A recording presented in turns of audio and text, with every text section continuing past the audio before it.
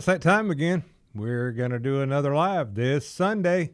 That's going to be February the 2nd, this Sunday. Today is Friday, and if you're seeing this in real time, you're viewing the promo on a Friday. That is January the 31st. Tomorrow, Saturday. Sunday will be February the 2nd, 6 p.m. Central Time. That is 6 p.m. Central Time. Not Eastern Time, not Mountain Time, Central Time. All right, enough being funny. Anyways, you guys can see Kathy's not here.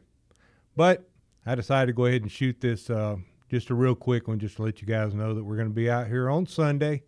We'll be having a good time. In fact, we've actually picked a subject to talk about this time because I know some of you ask us occasionally how we plan our trips and stuff. So we thought we would just share with you exactly how we plan our trips, what apps we use, and just kind of how we do it. So join in Sunday and have a good time with us.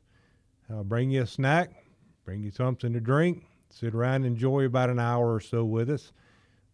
If you can stand us that long. If not, we'll get out of here.